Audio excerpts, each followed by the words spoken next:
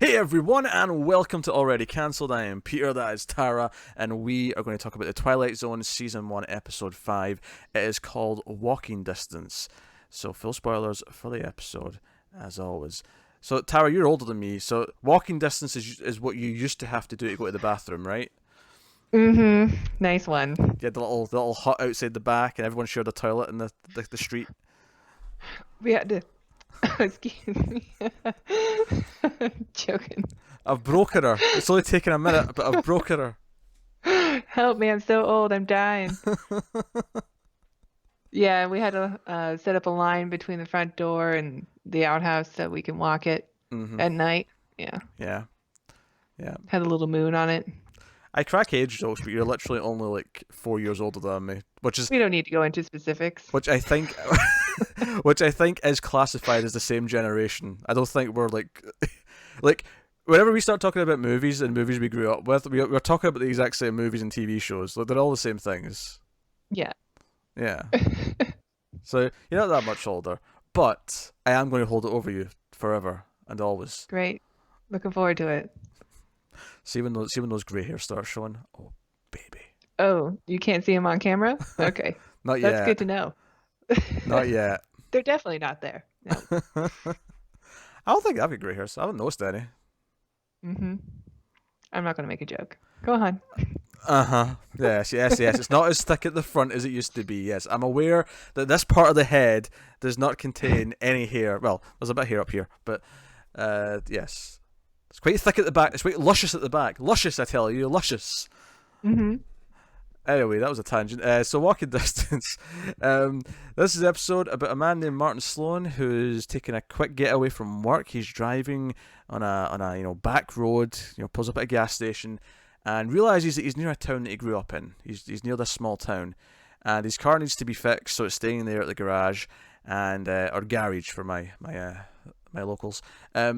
And he's like, oh, that's walking distance, hence where the title of the episode comes from.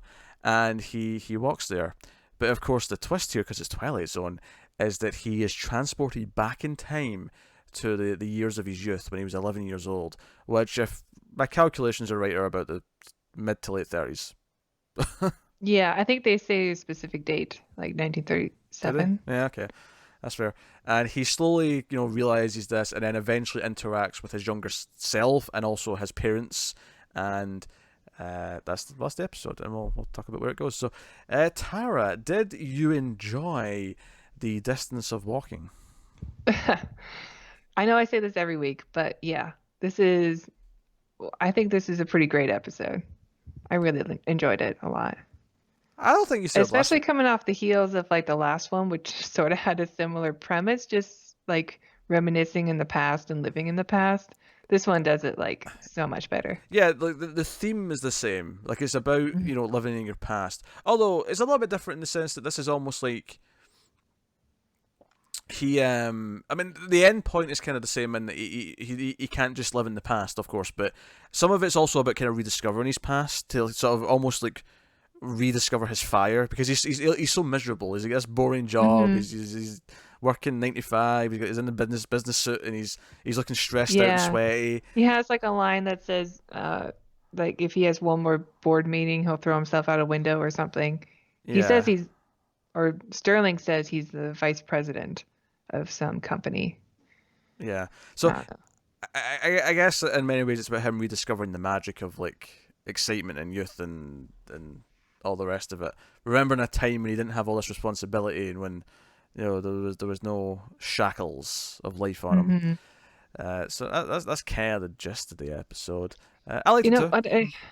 Oh, okay, go ahead. I liked it too. That's fine. Hmm. Please, you take One of control of the the first show. things I noticed from the episode was that when the character first comes on the screen, he's almost immediately unlikable. Like he's honking the horn, real obnoxious. The guy kind of says something smart to him. Like I don't know, it's not what we're used to. He seems like a pompous exec with a cool car that is super unpractical because he's driving in dirt and like brushing dirt off the whole time. I don't know. It's a different character than we've seen so far in the Twilight Zone. I just I just noticed the name in the credits that stuck out to me.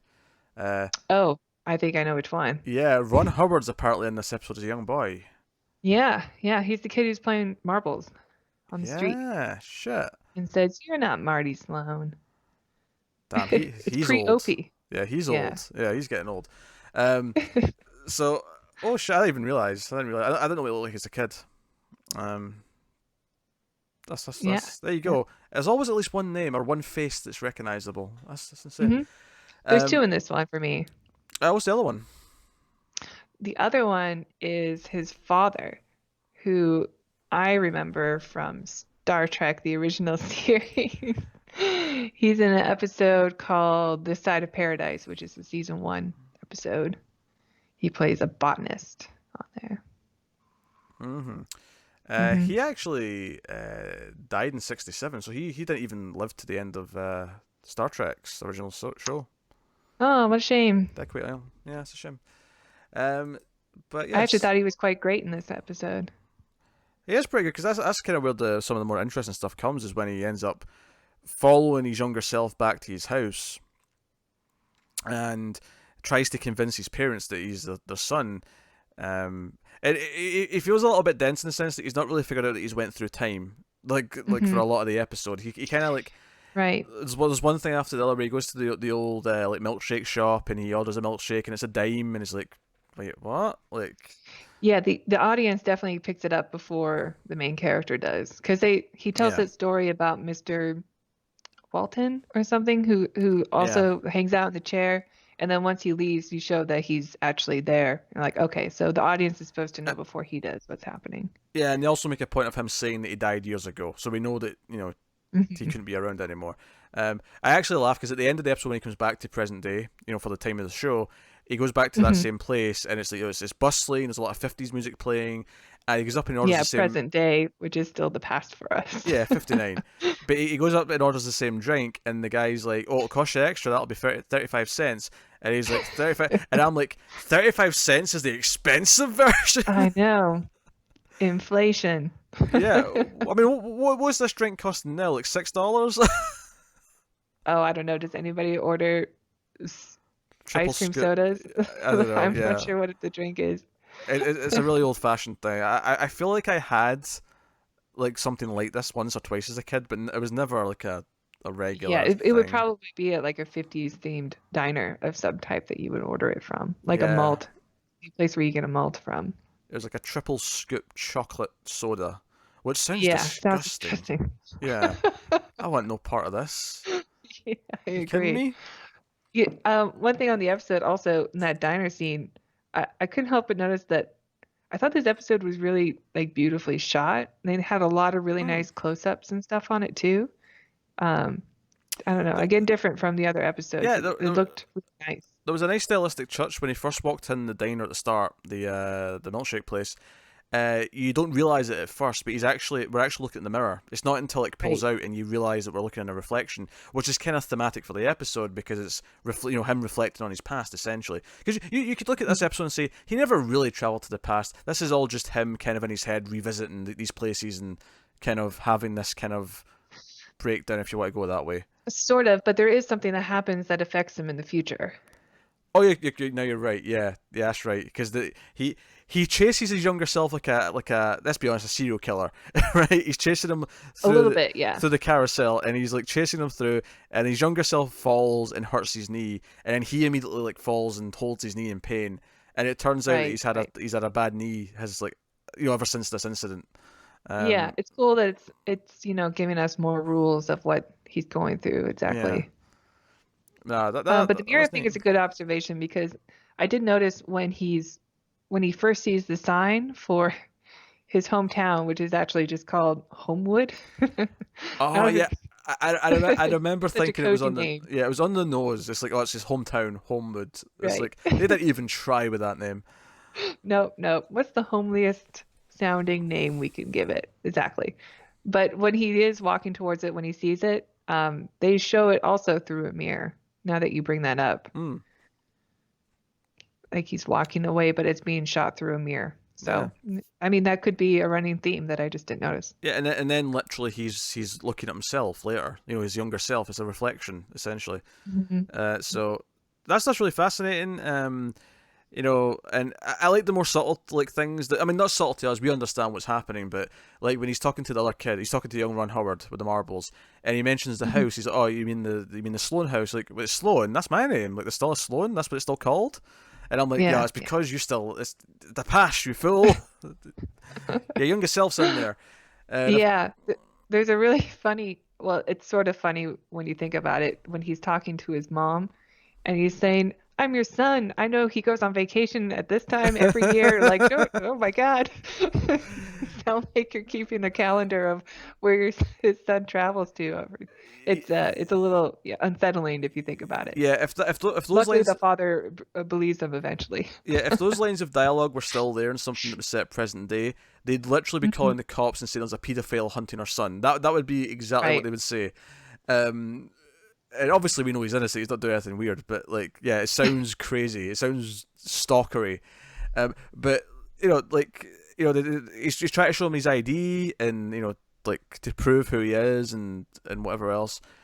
But he eventually runs off and he runs after the kid and and then eventually the father like comes up after the kids, because he comes back out later. The kid's been carried away after hurting himself. He comes back out, and he's like, "Oh, this, you'll be fine. Like, it's just you'll have a bit of a limp maybe, but you'll be fine otherwise." And he's like, "You left this at the house. You dropped this. It's his wallet with all his, his ID and everything in it." And he's like, "That says it expires in 1960. That's 25 years from now." And then all those other things are all dated. Those receipts and stuff, they've not happened yet. Hmm. And he kind Even the of bills are like printed in the future. Yeah, so he believes he kind of comes to the point to believe him, and ultimately what he says to him is, "Hey, like this is 11-year-old Jew's summer. This is his time to enjoy this. It's not yours anymore." Yeah. Yeah, I mean, clearly this is the best scene because it's also the whole message of the Yeah, episode is that you can't be here. But I like the idea that him trying to relive these memories and trying to appreciate it means that he's also taking it away from his younger self. Because there's a lot of things that we love when we think about them, but when we get them back in some way, they don't hold up to what we remember. Like keep the memories where they're supposed to be and don't live in that past. yes. Don't panic. I'm going to let a cat in. I don't want Tara to panic. She's on the screen herself. Oh my But God. do by all means do continue to talk about the end of the episode and where you think it leaves him as a character. Uh, no, I'm not going to do that. We're just going to wait. I can't do this on my own. This is only episode 5. Peter. You buckled. Was that cruel? I don't I'm know. not ready. Sometimes, I'm not sometimes, ready. I'm still in the shallows. sometimes I have to go over and let a cat in. There's a cat situation happening, and it has to happen. So yeah, at the end of the story, though, he's learned something from this. It's like the last episode, the character basically fell into the deep end and was never going to be recovered. Like she's gone. She's Yeah. lost herself to her memories. Whereas he looks at his memories, realizes that he can't live here all the time, but he has learned something from them. He's learned to kind Hmm. of. There's not like even like a big thing about it. It's just like he seems to have a different attitude. He seems to like have a reignited, fire as his life. He's Yeah. like, okay, um, Because when he he shows up there, he thinks that he's been sent, it's kind of like he thinks that he's been sent back to let his younger self know to appreciate these moments, yeah appreciate this summer because it's the best one you'll ever have. That's why he's so determined to like hunt down his younger self to tell him. But it's really not supposed to be that lesson. It's supposed to be his older self lesson of not living in that past. yeah. And maybe he'll go back to his job and make the best of what he can now, improve things. Do things that'll actually improve Find a his mood. merry-go-round. Find a Yeah. merry-go-round. uh, maybe have some nice time off. Find a hobby. Maybe a wife. I don't know any of these things. perk up his life a little bit. Be Hmm. happy. These are Yeah, all important but well, things. that's his dad's message, right? Like, don't look in the past for happiness. look Yeah. forward. Yeah, look forward. Which is essentially what he's not doing, because that's again we start the episode with him saying he's in a rut. It's like it's the same thing over and over again. He's not. He's not. He doesn't feel like he has a future. He's just kind of doing the same churning, Hmm. monotony over and over again. So, no, I mean the message is pretty strong. Obviously, it's got that strong Twilight Zone sci-fi kind of like, he time travels essentially. Hmm. It goes back at the past. And why does he time travel? Who knows? It's Twilight Zone. We don't have to explain that. He just does. Nope. I sort of saw it as like an Ebenezer Scrooge situation where he's Mm. just showing him his past. I don't He know. showed himself That's his where I thought it past. was going. Yeah. Yeah, that's kind of where I thought it was going in the beginning anyway. Yeah. Although I did pretty much remember this episode when I was watching it. Yeah, I mean, I didn't remember every scene, but I remembered the gist of this one. But Hmm. it came up last week, so I had an idea. I remembered it was someone going to their hometown and going into the past. I remember that much at the very least. Um, the performance from the lead actor is pretty strong. Like you say, he's immediately unlikable character, but he's not like someone you hate watching. Like there's some Mm. he's human enough that you're kind of along for his ride from the get go. Yeah, I think he starts off kind of in a bad place on purpose, you Yeah, know, um, and then you're supposed to understand how he got to that where he is now, from where he's been, and why it's supposed to be a contrast of character. yeah, and it's one of the more hopeful endings of a Twilight Zone episode, because some of them can end Mhm. with, like last week it ended with, no, she's lost, that's her done. Whereas Yeah. this episode, it's like, no, there's, I mean, it's not guaranteed. We don't see him actually go and do any of these things or be better, but he Hmm. got out of it. He's learned something, and can continue on his way. Life moves on. Yeah.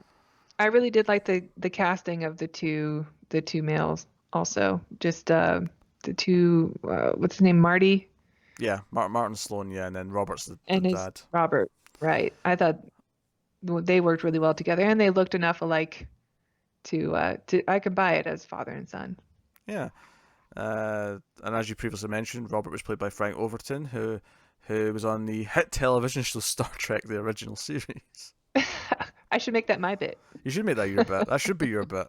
And I feel like because we're doing a show in the 50s and 60s, you're going to have a lot more There's gonna be so opportunities. many. Yeah, there's going to be so many Oh yeah. actors who guested on They were Star filmed Trek. in the same place. Like it's gonna happen so much. Yeah, it really is. Whereas I got Mhm. lucky a couple of episodes ago with Drusilla's father. That's going to happen. Yeah. I'm going to have to get creative with For my the Buffy Landau. references. Yeah, Mhm. going to have to get You're creative. really gonna have to stretch it. Yeah. I can do that. I can stretch it. Anything else you want to bring up about the episode? Anything that we've glossed over? No, I mean, like I said, I really liked the look of the episode. I thought it made a lot of choices that I haven't seen yet in the Twilight Zone. Like Mm. even at the end when he, hurts the kid and all the kids are getting off the carousel, that it kind of does that thing where he's almost in the spotlight and everything else kind of dims around him Yeah, when he's the other thing about that scene that I like from a direction point of view is as he's walking towards him, because he's chasing him at first, and then after he gets hurt, he just starts walking slowly. Everyone on the carousel stops moving, right? And for a second, I actually thought time froze because all the kids on the horses were all just almost completely still. And then I realized they were moving. They were moving a little bit, but it was almost like everything else stopped and it was only him moving. Like it's almost like the episode held its breath to see if the kid was okay. yeah, Um, yeah. and I thought that was a neat little directing And he trick. does walk away with a limp, He does, yeah. trying to get back into his car and he said this car isn't designed for people with bum knees or something. Like, Oh, oh, it's the stool in the diner. the stool. You're right, the Yeah. diner. And the guy's like, "Oh, did you get that in the war?" He's like, "No, I was 11 years old." Yeah, that's a solid episode. I agree. I don't know if I'm ready to put it above Where Is Everybody. I think this and that one, I think, are the two that are fighting for supremacy at this point. But Okay. Yeah, Where Is Everybody's really good. And it is very Twilight Zone. I don't know. It's got the right tone hmm and atmosphere that you expect from the show. And this one is because it's hopeful. I think maybe it's kind of lacking that. Or maybe I just only remember the dark episodes of the I Twilight think Zone that that's I think it's supposed to be dark. I think that might be the case. I feel like many of them have hopeful or maybe they don't. Maybe I'm just misremembering as well. Uh, but yeah, so there you go. That is Walking Distance. Do you want Next, to rate it? We rated the last one. I don't know if that's something you want to do again. we can. I mean, we can rate it. Yeah, because the last one I gave like a 6, didn't I, or something like that? Maybe a 7. I can't 7. remember. Was that 7? Mm. There you go. All right, what do you want to rate it then? Out of 10. All right. I do think it's a great episode. I don't see a lot of flaws. Mm-hmm. Um, I think I'm going to go with a 9. 9. Oh my, Hmm. that's a big, big number. I think it's strong. I really do. I think the message is clear. It's a good episode. It's got the right tone. It's not quite as ominous as the first one, but I think I it's still great. Pretty solid. I'm going with an 8.5. I'm going to go Okay. just a nudge lower, because I have to. I have to maintain my reputation as someone with high standards. But no, Oh, it's very, very noted. good. It's a great episode. But I just there's definitely other ones with a bit more bite that I think maybe are going to speak to me a little bit more. Hmm. And Whereas Everybody, I think, was an example of that. So at the end of the episode, when he's talking about the next episode, he doesn't really give us too much about the plot outside of a man sells his soul to the devil.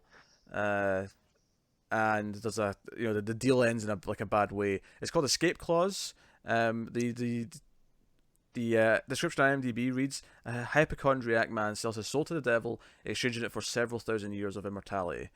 So that sounds like another twofer. Sounds like there's going to be 2 characters mainly going back and forth. I do not Yeah. remember this one at all. If I have to, I have to Me be neither. honest. Yeah, Although we have the new Twilight Zone coming out, and one of the trailers kind of sounds like this premise. interesting. Are we going to be doing this right before the new show does the same story? Yeah, yeah, maybe because it looks from the trailers that we've seen that they're just doing a reboot, like a modern day reboot of the same stories. That's interesting. It'll be interesting when I see ones, and sometimes I'll see maybe the new one first. Sometimes I'll see this one first, depending on which ones they're picking. Yeah, probably. I mean, I don't think they're going to be picking one for the Angels to redo, so That one doesn't really work in a modern time period, I don't think. no, I mean, I don't really see Twilight Zone as dealing with like angels and demons and stuff like that. Although they do deal with the devil and death, Yeah, so maybe. death pops up from what I recall. Anyway, so that's next time on Twilight Zone. That has been episode 5. Now my favorite thing to do in this show now is going to be to find an Mm. excuse to wheel over there and just leave Tara on her own for like a minute and see what happens. Oh crap, you're not going to edit that out? Did you actually think I was going to edit that Yeah. out? Oh no, I stayed in. Ah, damn. I thought we were friends. Oh, we are, which is exactly why that's staying in. Great. All right.